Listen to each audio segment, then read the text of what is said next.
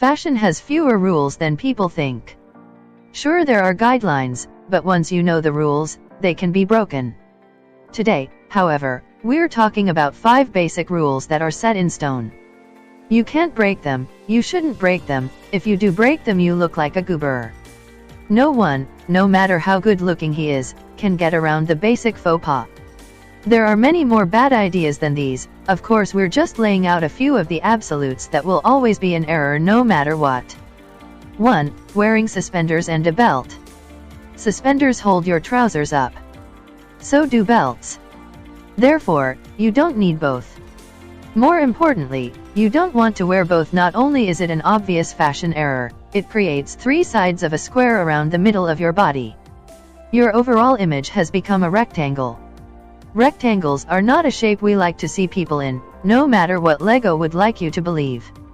But even if you think rectangles are pretty, understand that wearing both suspenders and a belt is always a faux pas.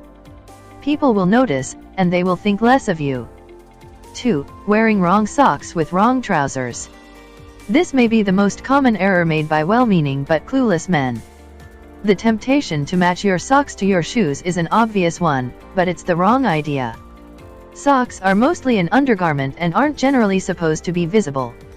When they are visible, you want it to be as easy as possible for people to pretend that they aren't. That means matching the color of your trousers as closely as possible. Men with broad taste in colors are therefore going to need a pretty varied sock drawer, but them's the breaks. A drawer full of black dress socks is only useful if all your pants are black. Otherwise, you're looking clueless again. 3. Popping your collar. 2 errors kind of rolled into one here, because they're related and they're both awful. Your shirt collar should never be popped. The points should point downward, and the whole thing should be folded over evenly. Wearing 2 collared shirts, one popped and one unpopped, doesn't even bear thinking on.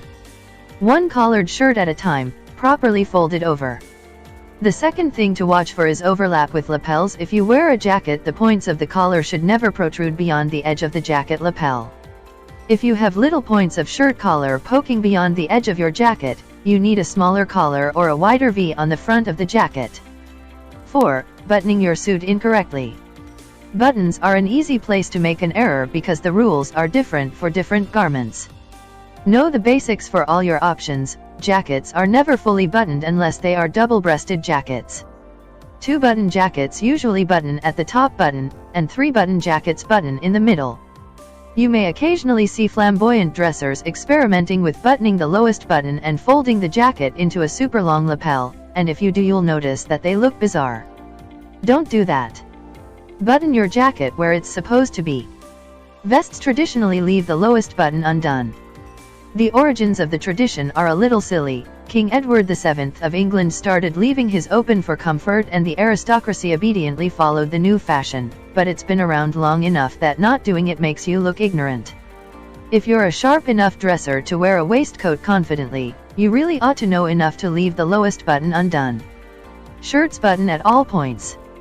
That includes the cuffs, collar in the case of button-downs, and the small buttons midway up the forearm, called the gauntlet or placket button. If you roll the sleeves up, undo both the cuff button and the gauntlet button. 5. Mismatching belt and dress shoes.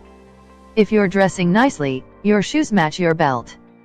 They don't have to be made of the same leather or anything, but no brown shoes and black belts, or vice versa. Obviously, this leaves bright or multicolored belts out of the question for dressier outfits. In more casual ensembles, you should still be looking for items from the same color family or same general brightness. The more casual you get, the more flexible it becomes, but mixing black and brown is always going to be a beginner's mistake.